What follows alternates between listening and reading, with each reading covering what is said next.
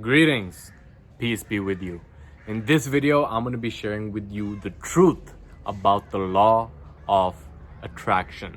Now, this is the third video in this series going over the Hermetic principles as discussed in the Kybalion, right? So if you haven't seen those previous videos, I'll link out to them below. I'll link out to them somewhere over here because these laws really build on top of each other, and only with an holistic understanding of how these laws come together can we actually go on to create the results in our lives, right? So this is the second law of the Hermetic principles, and it is the law of correspondence, right? As this car passes by right now. So the law of correspondence states that as above, so below, as below, so above, right? So this explains that there is harmony going on the different planes of existence, right? The different planes of existence are the mental, the physical, and the spiritual planes of existence, right? The thinking, doing, and being planes of existence. And this is what got me stuck in a spiral for a long time. When I was studying the law of attraction, I watched the movie The Secret, and I believed that the law of attraction was about sitting in a place, thinking about what I want, and then magically, somehow, some way, what I want would appear in my life, right? But that is really about focusing on one plane of existence, which is thinking. And it's great because if you don't know what you want, then it's impossible to get it, right? If you don't know where you're going, you don't know how to measure your direction, how to assess whether you're moving in the right direction or not. So of course it is necessary. This eagle's calling me right now. I'm just gonna go talk to it in a bit. But of course it's necessary to get clear on what it is that you seek to create, what it is that you seek to, accomplish. But there is these different planes of existence, and the law of attraction simply states that what you're experiencing right now in your life, right? The people that you're experiencing, the emotions that you're experiencing, the thoughts that you have, the results that you have in your life, your bank account, your health, everything is in resonance with who you are. Everything is in harmony with your vibration, right? And we're going to be going into that in the third law as well, which is the law of vibration. But it is basically about thinking, doing, and being, right? Thinking, feeling, and being a certain way, which really creates your vibration, which is what you attract into your life, right? We are really like magnets, and we end up attracting all the people, the places, the results, the things, the situations, the circumstances in our lives based on who we are, right? So it's like two ends of the spectrum. I found myself on both ends of the spectrum. On one point I was like, yeah, the law of attraction, I'm just gonna sit here, think about what I want, and then I'll get it, right? That didn't turn out. And then I was like, yo, the law of attraction is a scam, it doesn't work, it's meant to like confuse people and stuff like that.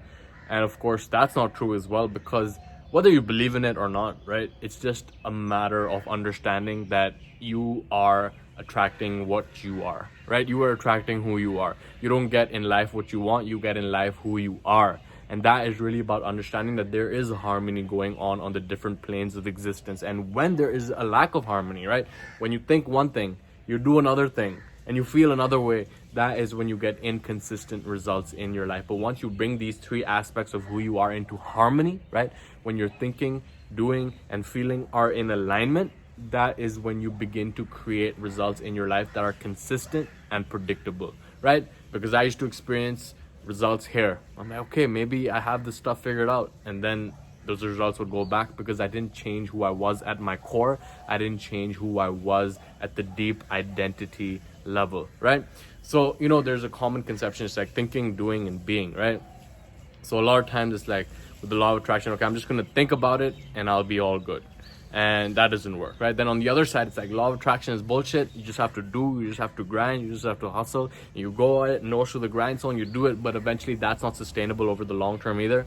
And then you end up burning out, and then that is when you revert back as well, right? So it's not about thinking about it, it's not only about grinding and hustling, but if we can really wake up to our true identity as who we really are as eternal spiritual beings, having a temporary human experience, and really tap into the seat of the soul and realize that our mind is something that we have, our body is something that we are experiencing this world through, it's not who we are, then we can actually begin to tap into the sixth sense of our creative imagination, begin to tap into what our soul goals are, what are we truly here for, and that is when we can begin being the type of person that is worthy of what we seek to create, right? So it's really a thinking feeling loop, right? Dr. Joe Dispenza talks about You have a thought, that thought leads to a choice, that choice leads to a behavior, that behavior leads to an experience of which the end result is an emotion, which is a feeling, then that feeds back into your thought, right?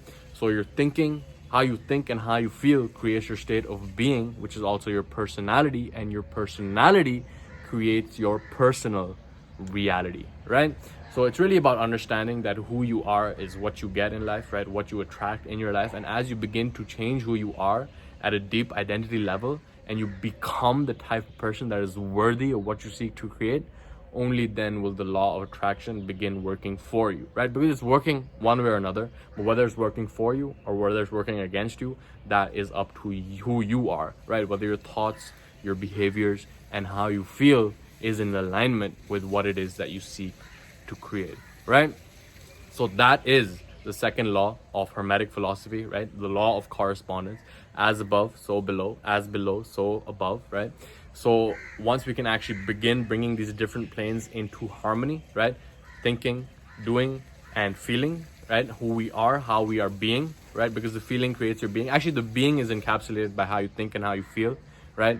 And how that is ending up being determined by what you do and what you think. But if we can start from the being aspect, right, when we can begin to paint a clear picture in our head of what it is that we seek to create, when we can begin experiencing the emotions associated with that future vision, that is when the magic starts to happen. That is when the law of attraction begins, something that we can tap into rather than be at the effect of, being the victim of it. Okay, so with that, I conclude this video. I hope that you got value from it. Leave a comment below letting me know your number one takeaway. But with all that being said, this has been Mo, and I will see you in the next video.